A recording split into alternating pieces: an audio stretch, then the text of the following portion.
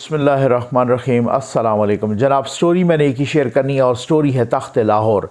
तख्त लाहौर की किस्मत का फ़ैसला क्या होने जा रहा है पंजाब में, क्या सूरत हाल का, क्या नई सूरत हाल बन रही है। असम्बली डिज़ाल्व हो रही है या कोई नया इत्तेहाद बनेगा या नून लीग असम्बली अब बचा पाएगी। नून लीग का प्लान क्या है। ये पीटीआई और काफ लीग में सुना है बहुत बड़ा फड्डा पड़ गया है। ये क्या है, ये मैं आपको एक्सक्लूसिव स्टोरी बताऊंगा। बहुत कुछ आज शेयर करने लगा हूँ इंशाअल्लाह, लेकिन सबसे पहले आपको मालूम है अल्लाह ताला के फजल करम और आपकी दुआओं से, आपके तामुन से ज़ीएन न्यूज़ का फ्लड रिलीफ ऑपरेशन जारी है। वो लोग जो कुछ समझते हैं ना, मैं उनको एक बात बता दूं कि जब ये सैलाब आया था, आप यकीन जानिए उस वक़्त सैलाब वालों की इतनी ज़्यादा मुश्किलात नहीं होंगी डेफिनेटली थी जब पानी खड़ा था, लेकिन उस वक़्त गर्मियाँ थी। गर्मियों में पानी होना और बात है, और फिर आपके सर पे छत ना हो और सर्दियाँ आ जाएं और ठिठरा देने वाली सर्दी आ जाए, फिर आप इसका अंदाज़ा कर सकते हैं। आप कुछ लोग कह रहे हैं ना जनाब कि वो बहुत सारा गुजर गया, हुकूमतों ने तो खैर से किया ही कुछ नहीं है। मैंने आपको बिल्कुल, मैं बग़ैर कोई लगी लिपटी रखे बता रहा हूँ। जिधर भी जाएं तो वो कहते हैं हुकूमत इधर नज़र भी नहीं आई। और अब जो सर्दियाँ आई हैं उन बेचारों के लिए उस वक्त से, जब ये सैलाब आया था उस वक्त से भी 2 गुना ज़्यादा मुश्किलात बढ़ गई हैं, क्योंकि किसी के सर पे अपना छत ना हो, कोई गर्म कपड़े ना हो, बिस्तर ना हो, कंबल ना हो, उनके कोई चारपाइयाँ ना हो, उनके पास खाने का आटा ना हो, पीने का पानी ना हो, ऊपर से ये ठिठरा देने वाली सर्दी हो। आप इसका थोड़ा सा अंदाज़ा कीजिए ज़रा, आपको सारी पिक्चर क्लियर हो जाएगी। खैर, ये नंबर डिस्प्ले हो रहा है, इस पर रब्ता कीजिए। और जनाब, ये तख्त लाहौर का क्या हो रहा है कि क्या सियासत क्या नया रुख अख्तियार करने लगी है। पंजाब सबसे बड़ा सूबा जो कि 60% से भी ज़्यादा उसका शेयर है, यानी कौमी असम्बली की सीटों में भी और आबादी में भी, और उसकी अपनी भी बड़ी सीटें हैं। और पंजाब में अब जो होगा वो मुस्तकबिल की सियासत पे भी बहुत गहरा असर छोड़ेगा। जी हाँ, नून लीग का प्लान क्या है भाई? नून का बहुत खुफिया, आजकल प्लान बड़े खुफिया हैं, ठीक है ना। नून लीग का प्लान ये है कि ये लोग बता रहे हैं कि गवर्नर को भी कहा जाएगा, ठीक, अच्छा, कि आप इनसे कहें अपना एतमाद का वोट लें, ठीक, अच्छा, साथ साथ अदम एतमाद की तहरीक भी जमा करा दी जाएगी, कोई कदगन नहीं है, ठीक। साथ साथ गवर्नर राज का ऑप्शन भी मौजूद है। साथ साथ आखिर आप सोचते होंगे कि चौधरी परवेज़ इलाही साहब, चौधरी शुजात हुसैन साहब, इनके इख्तलाफात हो गए थे, तो ये फिर से क्यों चौधरी शुजात साहब के पास जा रहे हैं, जरदारी साहब, बाकी लोगों की मुलाकात, कुछ तो होगा ना डेफिनेटली, ठीक है ना। तो और क्या, कुछ लोगों से ये पूछा गया कि क्या आप चौधरी परवेज़ इलाही आपका भी उम्मीदवार हो सकता है, तो नून लीग वालों ने कहा कुछ भी हो सकता है पाकिस्तान में। तो बहुत सारी बातें हैं। और जनाब, आज पीटीआई का अहम इजलास भी है और कल एक और अहम इजलास है खैबर पख्तूनख्वा के हवाले से। ये परवेज़ खटक साहब की और परवेज़ इलाही साहब की को मुलाकात हुई है 3-4 रोज़ पहले। वैसे तो बस वैसे ही मुलाकात दिखा के तो मीडिया वाले गुजर गए, लेकिन इस मुलाकात के अंदर की जो कहानी है ना, वो जब मेरे यूथिये सुनेंगे ना, प्यारे प्यारे यूथिये, आप यकीन कीजिए कांप जाएंगे। तो परवेज़ खटक साहब ने वो उनको पट्टी पढ़ाई है ना परवेज़ इलाही को, और परवेज़ इलाही ने वो उनको पट्टी पढ़ाई है। भाई उन्होंने कहा ख्याल रखना, अगर आपने असम्बली ये वाली डिज़ाल्व कर ही दी कहीं, ये तो अच्छा, जब आम तौर पे वैसे यकीन कीजिए, मैं नहीं कह रहा, लेकिन जब भी कोई पीटीआई के आपस में भी मिलते हैं ना, या खुफिया मुलाकात उनकी होती है या इस तरह की मुलाकात सेपरेट होती है कुछ उसकी, वो कहते यही है सारे। जैसे राना सनाउल्लाह साहब ने कहा था कि हमें, शाह महमूद कुरैशी ने कहा कि बातें सारी आपकी ठीक हैं, लेकिन इस पागल को कौन समझाए। ये सूरत हाल यही बनती है हर तकरीबन मुलाकात में। तो खटक साहब ने भी कहा है भाई चौधरी साहब, अगर आपने असम्बली डिज़ाल्व कर दी ना, तो ये खैबर पख्तूनख्वा असम्बली पे ज़्यादा प्रेशर पड़ जाएगा और ये ज़्यादा बड़ा मसला हो जाएगा। भाई बात ये है, मैं आपको एक बात बताऊँ, चाहे वो काफ लीग हो, चाहे वो नून लीग हो, चाहे वो पीटीआई हो, चाहे वो पीपल्स पार्टी हो, ये अभी असम्बलियाँ, आपको पता है कि पीडीएम अदम एतमाद से पहले कह रहे थे कि हम इस्तीफ़े देते हैं असम्बलियों से, या असम्बलियों की तहलील करते हैं जो हमारे पास हैं। जरदारी साहब पे बहुत बड़ा प्रेशर था कि सिंध असम्बली आप डिज़ाल्व करें, ठीक है ना, और हम यहाँ से इस्तीफ़े देते हैं और निकलते हैं, फिर एहतजाज होगा। लेकिन जरदारी साहब नहीं माने थे। यही इन्हीं वजूहात की बिना पर वो PDM से पीपल्स पार्टी निकल गई थी। ये बाद में फिर इकट्ठे हुए थे, आपको याद है, बहुत अच्छे खासे इख्तलाफात पैदा हो गए थे। इक़्तिदार 4 घंटे भी कोई नहीं छोड़ता, 4 महीने या 10 महीने या 1 साल या 1.5 साल। अब तो हालत ये है कि अयाज सादिक साहब ने, राना सनाउल्लाह साहब ने ये कहा है कि 6 महीने आगे जा सकती है असम्बली की मुद्दत, यानी अगस्त से भी ऑनवर्ड, ठीक है ना, अगस्त सितंबर से भी ऑनवर्ड। और कल मौलाना फजल रहमान साहब ने ज़ख्मों पे ठीक करके मरहम पाशी, अपना नमक पाशी की है तहरीक इंसाफ के और इमरान खान साहब के, जब उन्होंने कहा है कराची में कि ये इलेक्शन अपनी मुद्दत से 1 साल आगे भी जा सकता है फाइनेंशियल एमरजेंसी की बुनियाद पर, क्योंकि मईशत बहुत, उसकी हालत ख़राब है और हमने उसे ठीक करना है। और सबसे बड़ी बात यह है कि गवर्नमेंट के पास बहुत अख्तियार होता है, चूँकि इस्टेब्लिशमेंट न्यूट्रल है, तो अब ज़ाहिर है फिर आपको पता है खान साहब को अदालतों से भी वो सहूलतकारी नहीं मिलेगी। अब इससे आगे मैं कुछ नहीं कहूँगा, ठीक। आ जाइए जनाब, मैं आपको ये भी तो ज़रा बताऊँ और बातों से पहले कि ये जब मुलाकात हो रही है बार बार इमरान खान की परवेज़ इलाही से, और मुने सिलाई भी बीच में होते हैं, बाहर आके वडा निक्का डाकू दोनों कह देते हैं जनाब हमारे तो कोई इख्तलाफ भी नहीं है। जब इमरान खान की अमानत है असम्बली, जब इमरान खान साहब कहेंगे हम फौरी तौर पे तोड़ देंगे, तहलील कर देंगे, उधर जाके उनको डराते हैं, कहते हैं। वो तो परवेज़ खटक ने भी कहा था ना कि हाँ जी बिल्कुल चुप करके खड़े रहे थे जब इमरान खान ने ऐलान किया था कंटेनर पर 2014 में कि असम्बली हम तोड़ रहे हैं खैबर पख्तूनख्वा की। परवेज़ खटक ने चुपके अपोजिशन के साथ मिल के उनसे कहा जी आप तहरीक अदम एतमाद जमा करवा दो, असम्बली नहीं टूटेगी। और यहाँ भी अगर यही कुछ हो गया तो परवेज़ इलाही साहब जाके बैठ जाए, मुझे मेरा क्या कसूर है, ठीक है ना, तो वो तो आपको पता है। अच्छा, अब उसमें जब वो वहाँ पर मुलाकातें कर रहे हैं, बाहर तो आके कुछ और बताते हैं, लेकिन अंदर की क्या बात है, अंदर क्या हो रहा है, ये मुझे एक्सक्लूसिव बात की पता। अंदर ये हो रहा है जनाब कि परवेज़ इलाही साहब ने खान साहब को डराया है, और एक तरह से कोई गलत भी नहीं डराया, ठीक ही डराया है। उन्होंने कहा कि खान साहब आप, जब मैंने आपको पहले भी बताया हुआ है, मैंने 4-5 रोज़ ये पहले भी बात भी बताई हुई है आपको, खान साहब के अगर असम्बली तो चले मैं तोड़ देता हूँ, आप कहते हैं असम्बली तोड़ दें या इस्तीफ़े दें या जो कुछ भी हो, उसके बाद पंजाब हुकूमत हो जाएगी ख़त्म।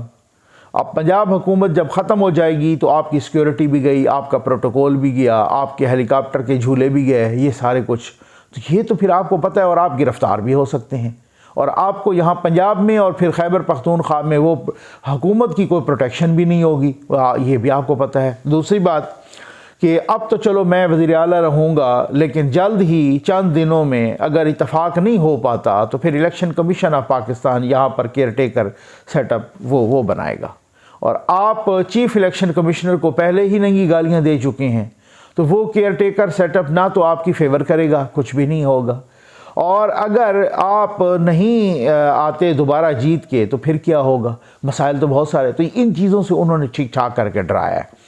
अब जो उन्होंने आपस में डिस्कस किया है और जो वहाँ जाके भी डिस्कस किया है, मामला क्या है कि बार बार कहा जा रहा है जनाब हम तो फौरी तौर पे तोड़ देंगे, ऐसी बात नहीं है। वो फौरी तौर पे अगर तोड़ भी देंगे तो उससे पहले उनको कुछ श्योरिटीज़ चाहिए, उससे पहले उनको कुछ गारंटीज़ चाहिए, उससे पहले उनको कुछ ज़मानतें चाहिए, और उनको गारंटीज़ ये चाहिए कि अगर आप दोबारा जीत के आ जाते हैं बिलफर्ज तो फिर वज़ीर आला कौन होगा, क्योंकि जाहिर है अब परवेज़ इलाही को पता है ना कि हमें तो आम तौर पे तो अभी तो कोई नहीं छेड़ रहा। उन्होंने वैसे ही नई एस्टेब्लिशमेंट को, नए कंट्रोल टावर को भी मालिश पालिश करना शुरू कर दी है।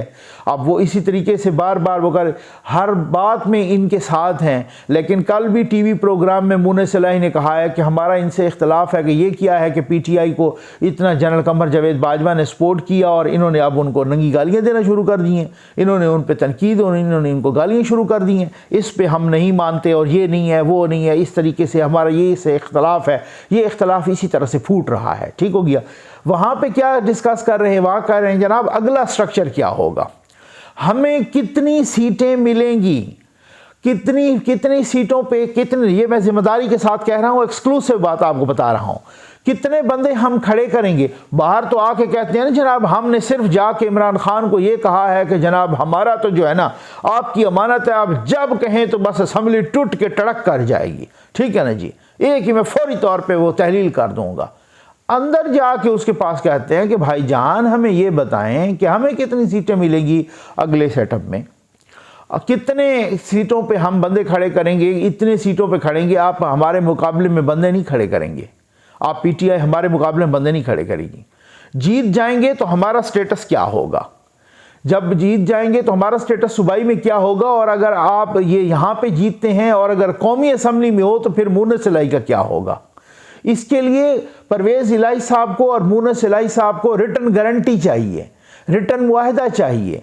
इस रिटर्न मुआहदा पर तो चलो चाहिए, वो तो उनको पता है कि खान साहब फिर भी मुआहदे से मुकर जाएंगे, लेकिन उनको कुछ गारंटर चाहिए, कुछ पीटीआई के अंदर से चाहिए जी, ठीक। अब वो मैं आपको बताऊंगा, मैं आगे भी आपको बताऊंगा कि क्या सूरत हाल है। बाहर आके कहना ये कहना कि उसमें, और साथ फिर ये भी कह रहे हैं कि बहुत सारे लोग, जैसे कल भी कहा राना सनाउल्लाह साहब ने भी कहा है, अयाज सादिक साहब ने भी कहा है, कमर जमान कायरा ने भी कहा है, आसिफ जरदारी साहब ने कहा है, बहुत सारे लोगों ने कहा है, नून लीग के खुद तजियाकारों ने भी कहा है, और इनको अपने लोग भी मशवरा दे रहे हैं। और अब जो पंजाब के लोग हैं वो इक़्तिदार नहीं छोड़ना चाहते, उनको परवेज़ इलाही साहब ने भी काबू किया। भाई आप कभी चला जाए इक़्तिदार, ये वजारतें, ये मशारतें, ये मुशीर, ये वज़ीर, ये सारी जो है ना ये ख़त्म हो जाएंगी। मेरा तो चलो वज़ीर आला ख़त्म होगा, आपके भी सब कुछ ही आप घर जाओगे, और फिर कौन देखे जो है ना कौन जीता है तेरे जुल्फ़ के सर होने तक, ठीक हो गया ना।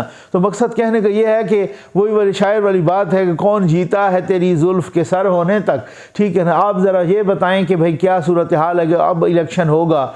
ज़रूरी तो नहीं है कि खान साहब जीत के आ जाएं, क्योंकि खान साहब ये इलेक्शन सारे के सारी सीटों पे खान साहब तो नहीं खड़े होंगे, खान साहब के बंदे खड़े होंगे। तो अब वो कह रहे हैं कि हम देखते हैं किस तरीके से इनके पास ये सीटें आती हैं दोबारा, और किस तरीके से वो असम्बली में उनको, ये तो जरदारी साहब ने भी कहा है और बहुत सारे सूरत हाल है, जरदारी साहब ने बहुत कुछ कहा है, और साथ अब मौलाना साहब भी कह रहे हैं, और बिलावल साहब ने भी कह दिया है कि लिख लो, मेरी बात लिख लो। ये कल परसों जलसे में उन्होंने यौम तासीस था उनका, उन्होंने कहा मेरी बात लिख लो, ये असम्बलियाँ तहलील नहीं करेगा, ये इस्तीफ़े नहीं देगा, ये असम्बलियाँ नहीं तोड़ेगा। बहुत बड़ी बात है, उन्होंने बहुत बड़ी बात कर दी।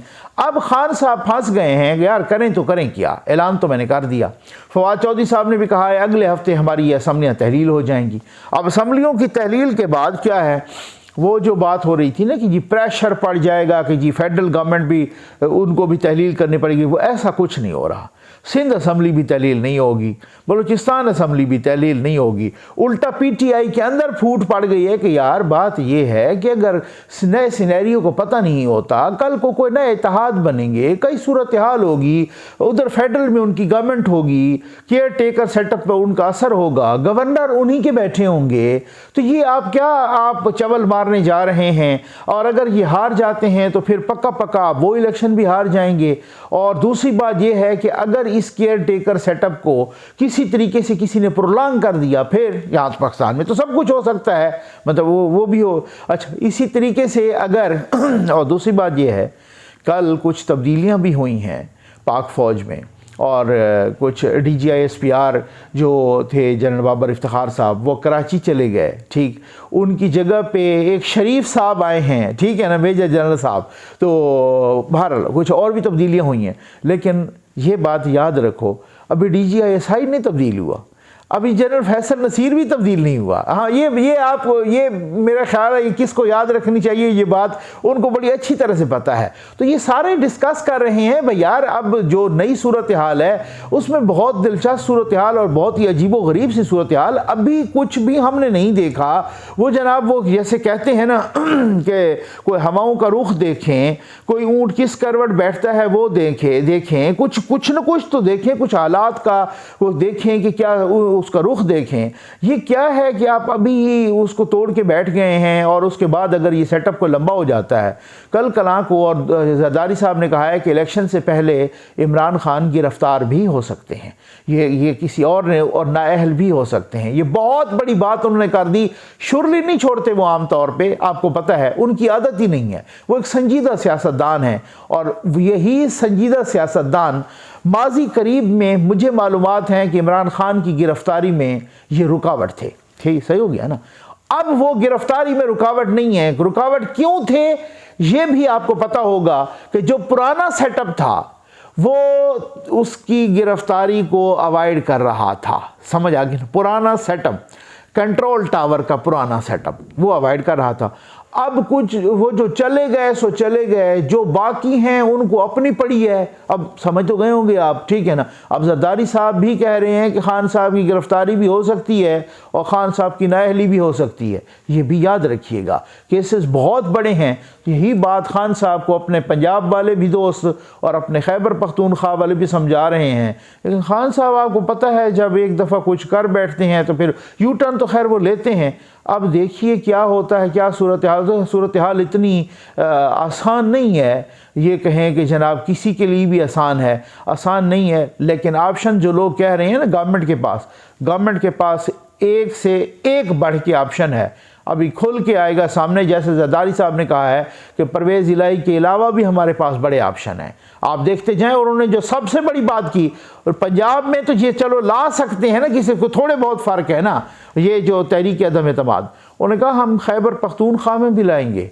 वो कैसे लाएंगे? उन्होंने कहा कुछ गुमराह दोस्त हैं, उनको दोबारा हमने सही राह पे लाना है। ये क्या चक्कर है, ये आपको ज़रूर बताऊंगा नेक्स्ट वीडियो में। उम्मीद है आपको वीडियो पसंद आई होगी। आपका बहुत बहुत शुक्रिया।